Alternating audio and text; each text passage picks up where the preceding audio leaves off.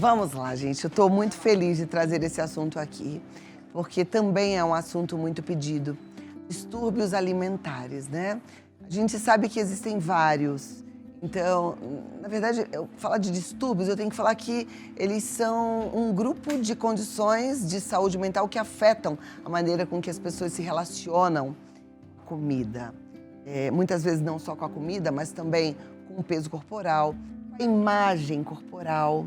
Então, são condições que podem ser realmente muito sérias, que podem levar a consequências físicas e emocionais graves, afetando pessoas de todas as idades, gêneros, etnias, classe social. Não é assim, é doença de frescura. Não, não é frescura. É coisa séria.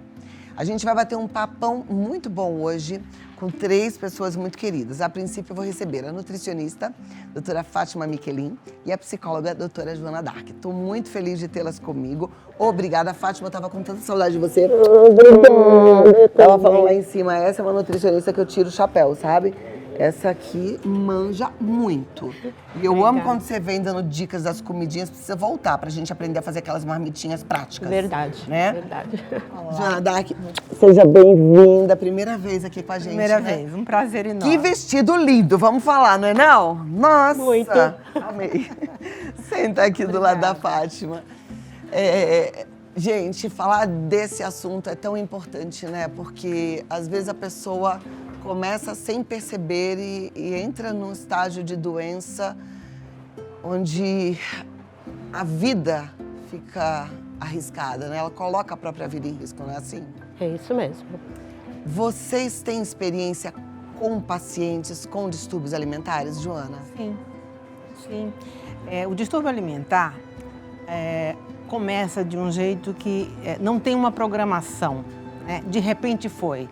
E muito desse de repente tem muito a ver como é o cotidiano, como é o cenário dessa pessoa, né? Por exemplo, as mulheres, eu ouvi você falando que não atinge aqui ou ali, mas as mulheres são as mais acometidas. Exatamente, ainda mais com o advento da internet, exatamente porque tem um padrão ser magra.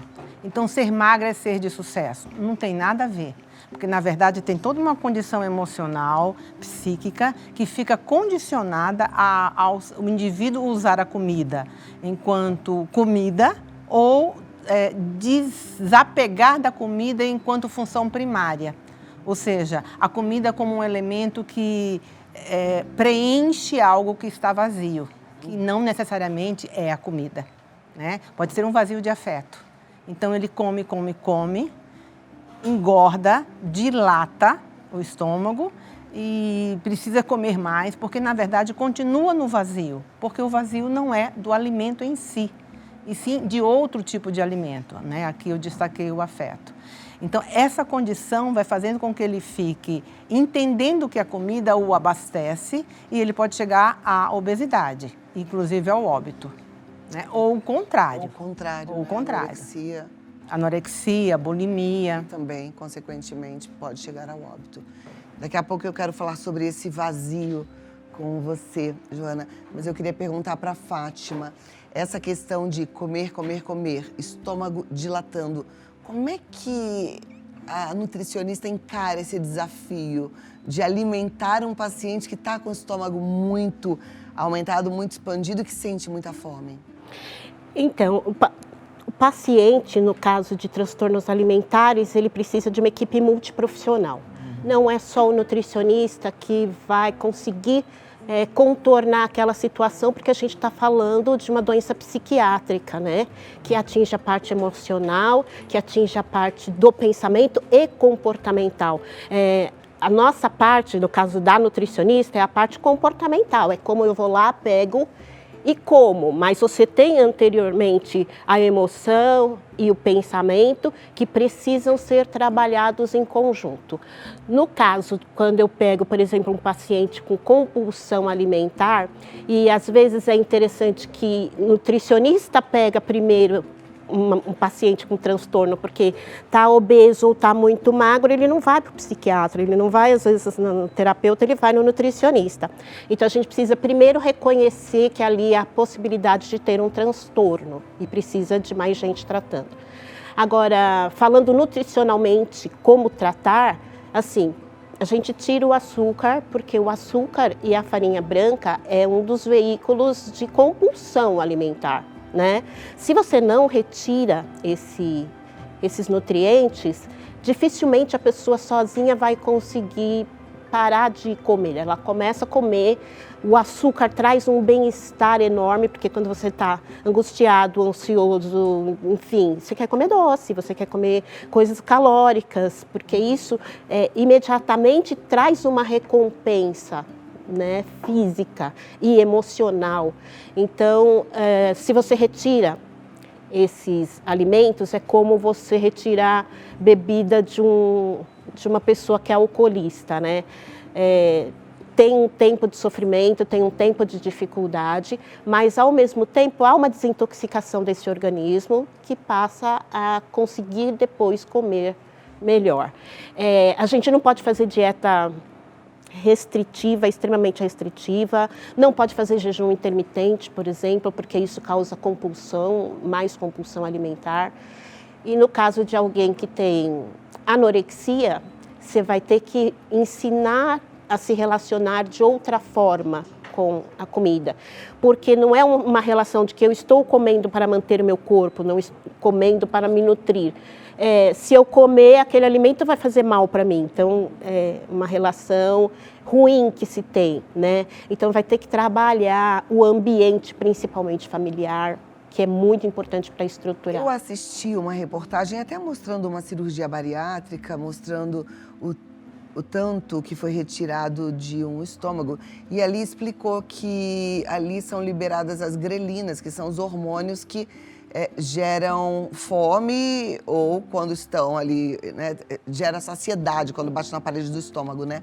Por isso que eu te perguntei dessa questão do estômago muito expandido, porque para a pessoa sentir saciedade, ela precisa estar com esse estômago preenchido, porque senão ela vai ficar com muita fome.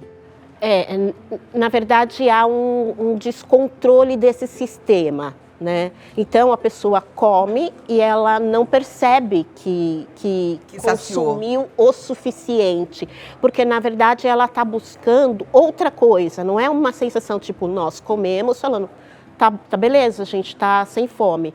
Para uma pessoa que está com problema emocional, aquilo não vai ter um momento em que ela fala, já deu para mim. Principalmente... Por isso que ela precisa tratar multidisciplinar, né? Isso. Precisa ter o acompanhamento. Exato. Entra naquela fome que ela está dizendo, né? Uma fome emocional. Uma fome emocional. Joana, você falou do vazio. E aí eu fiquei pensando, a gente tem uma relação com a comida que é desenvolvida na infância, né? Hoje eu com meu neto vejo como é que a minha nora lida com essa introdução alimentar. E eu me lembro muito de como era na nossa época. Na nossa época, a gente era obrigada a comer o prato todo, né? Não podia deixar nada, tinha que raspar. Ganhava parabéns se raspava e ganhava bronca se não comia. Quer dizer, era obrigada a comer. Às vezes, chorando, tinha que comer até o fim, né? Eu não vivi isso, não, mãe. Minha mãe, de repente, tá falando, poxa, eu não ensinei assim. Minha mãe nutricionista sempre fez. Sempre teve mais sabedoria em relação a isso. Mas eu via meus amigos, os meus primos, né? E foi uma geração assim. Isso pode gerar um problema emocional em relação à comida? Sim, mas não necessariamente, não é? A comida precisa ser percebida enquanto algo que nós precisamos para o corpo funcionar. Agora, se a comida está sendo usada para tamponar uma emoção que não está devidamente vivida, a pessoa nem se dá conta no começo, mas depois ela vai percebendo pela rapidez que ela come. Ela quase sempre quer comer sozinha porque ela sente vergonha da quantidade ingerida, não é? Ela evita estar em ambientes, em cenários em que ela se expõe à comida e não tem controle sobre ela, que nem o alcoolista, que também fica muito exposto, se ficar à bebida e aí não tem controle sobre isso, né? De modo que, não usando a comida como função primária para aquilo que ela cumpre ser, tamponar uma emoção, um trauma, uma circunstância vivida em algum momento lá atrás que arrastou-se nessa pessoa e ela usa a comida para se sentir preenchida. Entretanto, o vazio não é de comida, então nunca preenche. O vazio é de alguma dor, alguma coisa que ela precisa Exato. entrar em contato. Tem muita gente que faz uma relação da comida, na verdade existe essa relação, com o prazer. Comer é gostoso, é prazeroso. Mas às vezes eu vejo que as pessoas não buscam outras fontes de prazer.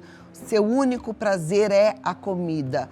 Isso pode gerar lá na frente um problema maior? A compulsão. A compulsão. Né? Ou seja, encontrar na comida sempre um alento. Porque a comida traz o prazer pela dopamina, pela liberação de dopamina, endorfina e tal. Então, temporariamente, aquilo está acontecendo. Parou de comer, aí pode vir a culpa. Por isso que na bulimia tem um provocar de vômito, tem exercícios físicos em excesso, até a administração desavisada de laxantes, de remédios para emagrecer. Né? Então, são todas circunstâncias que levam o indivíduo a ficar dependente dessa condição. Né? O que ele precisa, né? Como a Fátima falou, do psiquiatra, talvez até com medicamento, do apoio psicológico e do nutricionista. E em alguns casos até do educador físico, do fisioterapeuta. É uma pena que a gente não tem aqui também hoje um psiquiatra, porque eu queria te perguntar, mas eu acho que vocês podem me responder, talvez vocês tenham essa informação. Porque antigamente usava-se uns inibidores de apetite que foram proibidos, né? Hoje em dia tem o quê? As pessoas usam o quê para controlar a fome? Existem outros inibidores. Existem outros que funcionam? Sim, existem outros. Porque virou uma onda de todo mundo usar aquelas injeções que seria para o diabético, né? Saxeno. Que é efeito colateral. Porque tem efeito colateral. O efeito colateral é emagrecer. Mas as pessoas emagrecem, elas param, depois elas engordam tudo de novo? Então, porque tem que trabalhar a causa, não o sintoma. É um problema que você tem na sua mente, além de tudo, né? Principalmente isso. Eu acho que é muito importante frisar isso para as pessoas, que não é come demais porque não tem vergonha na cara, come demais porque não se esforça. Não é isso. A gente está falando de um problema psiquiátrico que precisa ser tratado de vários ângulos. E se a pessoa não entende isso, ela fica tentando tratar num único ponto, sendo que a gente tem um tripé que precisa ser tratado. Você falou de psiquiatra e medicamento. Uma pessoa medicada, ela funciona melhor em terapia? Não é a medicação para emagrecer. Não, uma pessoa medicada por um psiquiatra para o transtorno dela mental, de ansiedade. Ela funciona melhor em terapia? Ela responde melhor ao tratamento terapêutico? Sim, mas o remédio vai trabalhar o sintoma. À medida em que o sintoma esteja sob controle, vai escutar muito mais. Consequentemente, vai introjetar, vai absorver muito mais conteúdo daquilo que está sendo trabalhado na análise. Então, psiquiatria e psicologia caminham juntos. Caminham juntos. Assim como também, neste caso, de transtorno de alimentação, a nutrição também caminham juntos. O educador físico, né, Fátima, Sim, você falou. Exatamente. Porque eu falo que as escolhas, né, você precisa ensinar a pessoa a fazer boas escolhas. Escolhas que não pioram a sua condição mental, porque existem alguns alimentos que geram compulsão, alguns alimentos que aumentam a ansiedade. Então, precisa, aí nesse caso o nutricionista vai fazer esse trabalho, ensinar a escolha melhor. Mas estando, às vezes, porque não necessariamente precisa de uma medicação psiquiátrica, o médico vai dizer, você dá um tempo para esse corpo e para esse cérebro que está agitado, que está acelerado, que está num viés extremamente negativo, porque não vai dar certo, porque eu nunca consigo, porque não. Dá um tempo, sabe? Assim, é um alívio para que nós, outros profissionais, possamos atingir na fala. E olha, come deste jeito, não fique com fome, porque uma pessoa que tem problemas tanto de compulsão quanto de anorexia não pode ficar esperando sentir fome.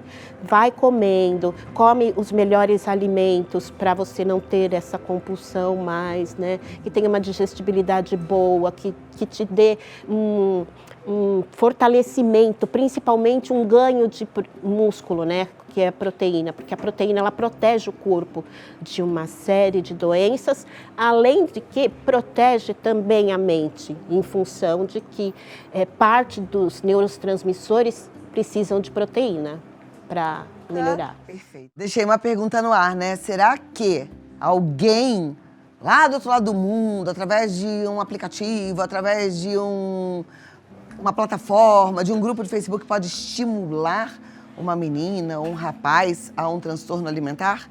Vocês vão responder, mas eu vou convidar mais uma pessoa para entrar aqui com a gente. Ela é maravilhosa, ela é jornalista, assessora de imprensa, uma mulher extremamente inspiradora, mãe das 3 meninas mais talentosas que eu conheço. Aliás, ela é uma pianista maravilhosa. Vem cá me dar um beijo. Será que hoje... Tudo bem? Hoje você vai tocar piano pra gente? Ai, tô achando que não, hein? Eu tô achando que nem que seja nos bastidores você vai. Nem que seja nos bastidores, né, menina? Aí sim. Muito bem. Malu, Fátima, Joana. Tudo bem? A gente já conversou um pouquinho sobre distúrbios alimentares, foi uma breve introdução, né? Elas falaram de que é uma doença multidisciplinar e precisa ser tratada aí por profissionais variados, a psicóloga, o psiquiatra, o educador físico, o nutricionista. Deixei uma pergunta no ar. Será que um estímulo externo pode ser o gatilho para um transtorno alimentar? Será que um grupinho desses que instiga a pessoa a praticar a bulimia ou a anorexia pode, de fato, levar alguém a adoecer dessa forma? Antes delas responderem, eu queria saber um pouquinho da sua história. Me contaram que você teve distúrbio alimentar. Isso mesmo. Vocês estavam conversando aqui, né? E eu vi um filme passar na minha cabeça. Porque você é criança e eu era magrinha. Então eu passei a infância escutando dos meus pais, olha, come tudo, não joga comida fora e come, aquela criança que não comia. Até entrar na adolescência e alguém da família falar assim, nossa, mas ela tá gordinha. Naquela fase que os hormônios inundam o nosso corpo e a gente só quer dormir, comer e um monte de incertezas, inseguranças. Daí você começa a ficar gordinha e começa a fazer aquela escalada lá da compulsão que afeta a vida social. Você fica mascarando a comida, faz jejuns malucos, faz dietas, nada que cuida da saúde. E eu tinha vantagem que na minha época, assim, quando comecei essa compulsão, essa anorexia, eu estava entrando na adolescência e tal. Não tinha as redes sociais. Eu acho que hoje fica bem mais complicada a situação das pessoas. Você teve uma compulsão alimentar? Você comia muito ou você deixou de comer e ficou anoréxica? Eu fazia de tudo. Anorética? Não, anoréxica. Eu comia muito, eu comprava roupas não no meu tamanho, eu comprava, então assim, eu achava que eu tinha que vestir a calça 38. Eu comprava a roupa e tentava me encaixar na roupa. Eu ia em festas e tentava me disfarçar ali, não socializar onde envolvia comida, porque eu descontrolava. Eu assaltava a geladeira de noite, eu privava da comida, então eu passava o final de semana, eu não comia, eu disfarçava a comida. Eu roubava biscoito na cozinha, colocava tudo dentro do bolso e ia comer escondido no quarto. E minha mãe nutricionista, eu ficava sempre achando que ela ia me julgar, sabe? Que eu realmente também tive essa fase igual a você. Essa fase que a gente está se descobrindo. E de engordar. E engordei, de fato. A gente engorda, 36, de fato. Aí comecei a usar as bermudas da minha mãe, 42, 44. A gente engorda, né? A gente engorda, a gente tem aqueles hormônios, a gente quer dormir, a gente está naquela fase que a gente não se reconhece ali, mas tudo bem, já vai passar. A gente engorda, emagrece, calma, né? Eu acho que é bem por aí. Os remédios, vocês mencionaram também, e acabei tomando aqueles remédios na época que eram proibidos. E aqueles remédios também prejudicaram a saúde naquela fase. Foi bem complicado, bem na fase que a gente está se descobrindo no mundo. Ainda bem que você conseguiu se libertar disso tudo. Daqui a pouquinho eu quero saber como é que foi esse processo, tá? Agora, Joana, é possível alguém ser impactado, influenciado por uma rede social? Sim, e muito. Entretanto, é gatilho, né? É detonador, porque o causador não é a rede social. A rede social influencia, né? Mas não determina. Por quê? Porque depende de como a pessoa está internamente, na sua inteireza de ser. Né? E por que quase sempre acontece com os adolescentes? Porque eles estão em transição. Quem sou eu? O que eu quero? O que esperam de mim? O que devo fazer? Então, não tem uma identidade estabelecida ainda. Ela foi da bulimia para anorexia, né? Um pool de situações exatamente porque internamente está em formação. E essa formação precisa de tempo, precisa de família, precisa de amigos, precisa de pessoas que leiam sinais de que está saindo, né, de um contexto regular, para a pessoa não ficar nessa condição de come demais e provoca vômito, ou não come, enfim, fica com autoimagem deteriorada, onde a pessoa não está gorda, mas se percebe como tal e assim sucessivamente. Né? Então, o ambiente, ainda mais com as redes sociais, que são detonadores, porque o bonito é ser magro, né? O esperado é ser magro. Todos esperam que você fale línguas, que viaje o mundo, que seja executivo, que ganhe muito, né? E que seja magro. Que seja magro, Né? é impressionante. Então ser E bombado, as ser pessoas atuais, musculoso, né, é o padrão. E é um padrão muito doído para quem não tem essa condição fisicamente. Isso que eu te perguntar, Fátima, condição física, porque existem pessoas que são menores, pessoas que são maiores. Tem a minhonzinha e tem o mulherão, né? Tem gente que tem uma consistência óssea, inclusive mais alargada, que vai ser mulherão. Como é que faz? Dá para atingir o padrão imposto pela sociedade? Não, você tem que atingir o seu padrão, né? Porque nós somos únicos. Vai ter lá, é lógico, você tem algumas tabelas onde se encaixa o peso máximo, mínimo, a partir dali ou é anoréxico, ou então tem bulimia, ou tem o comer compulsivo, aí entra para a obesidade. A gente tem um padrão, mas esse padrão não é tão estreito, porque considera-se peso dos ossos, porque tem gente que tem os ossinhos pequenininhos, outros são bem largos, da sua estrutura toda física, né? Então, não é tão curto assim. Mas o maior problema é que a pessoa, muitas vezes, não enxerga do jeito que realmente ela é. Ou se vê muito gorda e, às vezes, é magro, está dentro mesmo das anamneses que a gente faz, a gente já observa como a pessoa se descreve. Porque eu estou muito gorda. E eu já peguei pacientes que eram magros e falavam assim, nossa, mas eu estou enorme, a minha barriga é enorme. Quer dizer, você tem um desfocar de percepção física, né? Geralmente, logo no início, você simplesmente falar, a pessoa não quer ouvir. Por quê? Porque o olhar dela está desfocado. Então, primeiro ela precisa entender isso, entender por que ela está se vendo desta forma. Ainda bem que a gente não tinha rede social na nossa época, porque hoje em dia sim, é pior. A rede social, gente, é enlouquecedor. Você olha lá, eu até imagino uma pessoa que não tem barriga nenhuma, só uma barriguinha normal, assim. Ela olha lá aquelas barrigas invertidas, toda cheia de listrinha, de tanquinho, ela acha que a dela está errada. Sim. Aquilo lá provavelmente seja um filtro.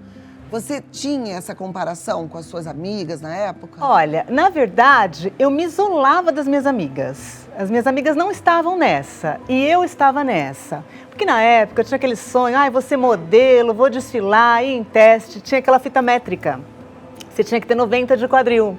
Pessoas normais tinham que ter 10 quilos a menos que a altura. Modelos eram 20 quilos. Então, assim, aquela fita métrica na cintura, aquele vestido que não te serve, aquela coisa, eu falava, gente, eu preciso ser magra para ser amada, para ser aceita. A primeira vez que eu escutei a palavra gorda, aquilo ficou ecoando na minha cabeça, assim, né? A gente tinha vantagem, né, Cláudia, não tem as redes sociais na nossa época. Porém, por outro lado, eu acho que as coisas também melhoraram agora, porque a gente entende que cada ser é único, como ela colocou, né? Então a gente não precisa mais ter um padrão de beleza, que isso era muito estanque quando a gente era mais jovem. Agora a gente vê vários tipos de belezas e possibilidades, e roupas também, né? A roupa eu acho que era uma coisa também PMG e acabou ali. São vários corpos, né? Então a gente não tem que se adequar às roupas, né? Eu acho que a gente está vivendo uma fase tão pior, Malu. Você acha que não melhorou? Eu gostei de ouvir essa sua interpretação, mas eu acho que a gente está vivendo uma fase muito cruel.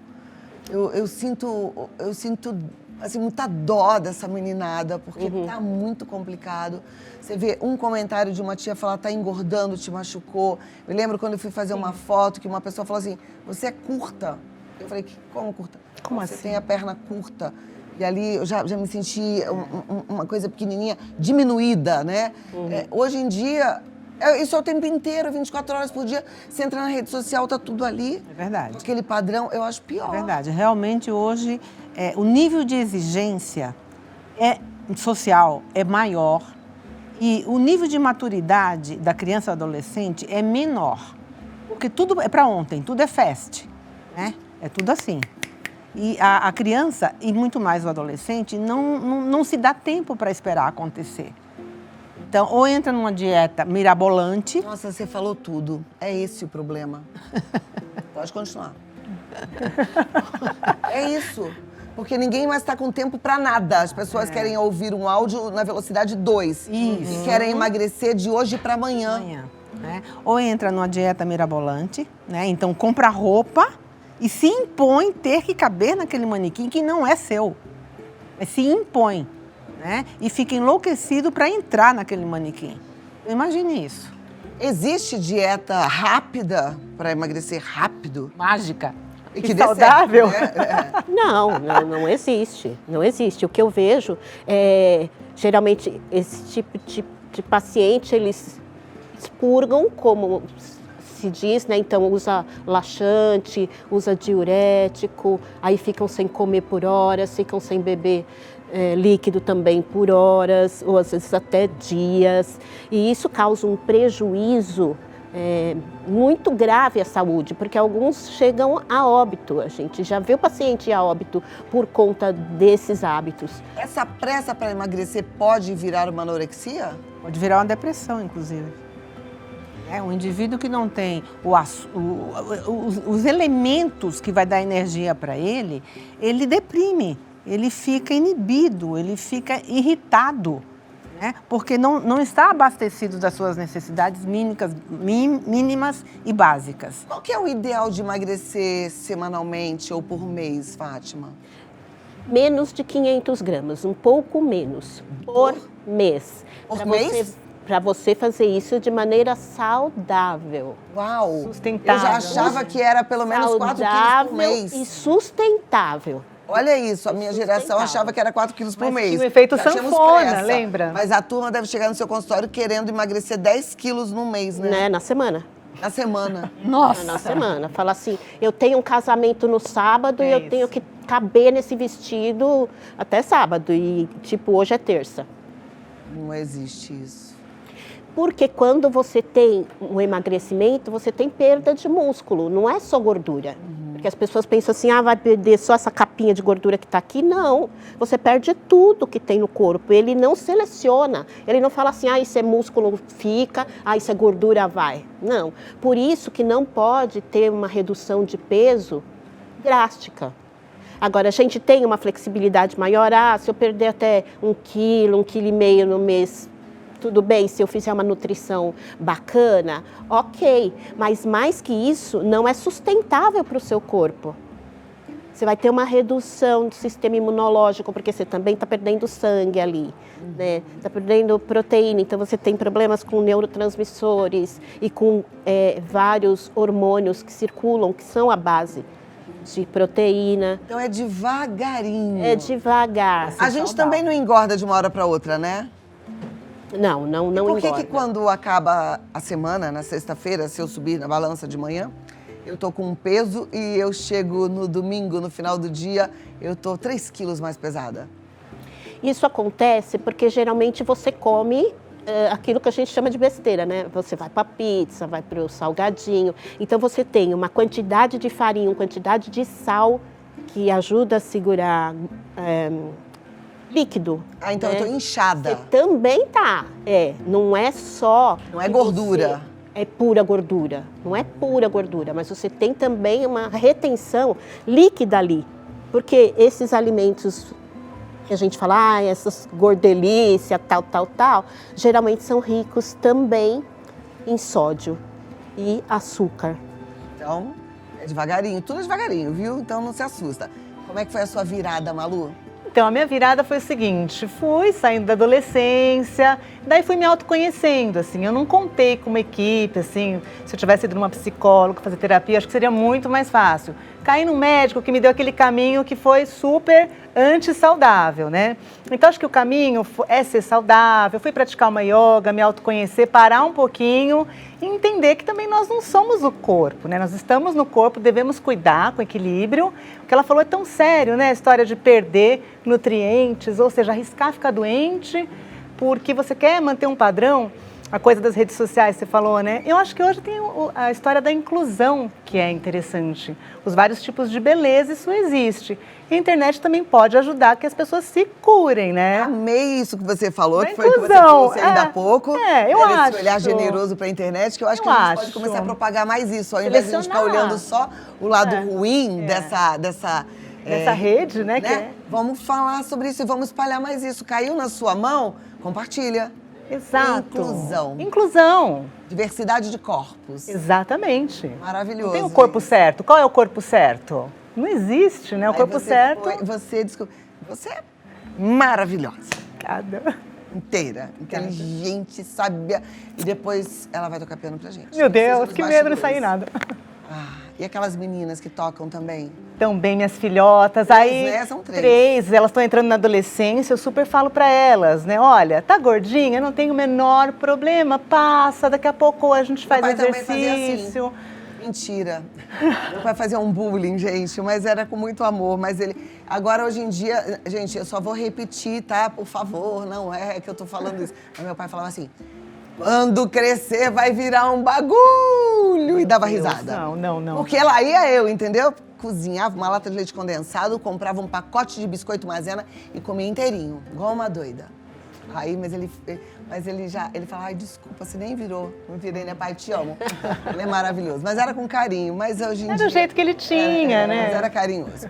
Meninas, Fátima, conclusão final pra gente encerrar nosso papo. É o que ela falou, a gente precisa se amar mais, entender qual é a função real do nosso corpo, que não é mostrar beleza, se é gordo ou se é magro, e sim para a gente poder desfrutar de uma vida junto com as pessoas que a gente ama, a gente se relacionar e a gente cuidar bem desse instrumento, né, que Deus nos deu, para que se mantenha com saúde e vida. É isso. Perfeito. Na continuação do que ela diz, o culto ao corpo, a escravização do emagrecimento deixou muita gente fora da casinha ou da caixinha. E nessa situação se perde, né? Então fica com um ego tão atingido porque eu não estou magra como você está, que isso também existe. Isso é outra coisa, é a tal da inveja. E aí até estraga amizades. Até estraga casamento. Então, veja, é uma fragilidade que compromete a vida e na vida os relacionamentos, né? E aí passa também por ter fé, né? Por ter Deus no coração, por ter coerência, né? Para poder se perceber enquanto alguém que precisa ser e não ter. Lindo. Malu? Sim, acho que equilíbrio, saúde, não se isolar, comer o seu docinho, entender, tá gordinha, passa, daqui a pouco você vai lá, faz um esporte, cuidar da saúde, entender que seu corpo realmente é único, nós somos únicas, então assim, para que se comparar, né? Perfeito. Tô aqui pensando, será que eu faço a receita da balinha de coco? Claro! De vez em quando pode, Claro. gente? Equilíbrio. Eu quero! Então tá bom, equilíbrio. Muito obrigada. Joana Dark Sakai, ela tá no Sakai Psicologia, o Instagram, siga, deixa seu carinho, deixa seu comentário. É muito bom a gente estar cercado de pessoas inspiradoras e com certeza aqui temos mulheres inspiradoras. Fátima Miquelin, que vocês já conhecem, nossa nutricionista maravilhosa. Fátima Miquelin Oficial, pode mandar mensagem, perguntas. E a Malu Habib, que é assessora de imprensa maravilhosa, nossa amiga, jornalista, tá no Malu Habib lá no Instagram também. Eu amei recebê-las. Muito obrigada e até a próxima. Até a próxima. Volta. Vocês duas já são de casa, venham sempre. Mas bom. volta. Agora já sou. Agora você já virou de casa. Tá Você bom, tocou tá. num ponto aí que eu quero trazer aqui também numa roda de conversa. Inveja. Opa! Inveja feminina, porque o homem parece que não tem inveja, não. Tem. Homem tem? Só parece, né? Ah, homem tem!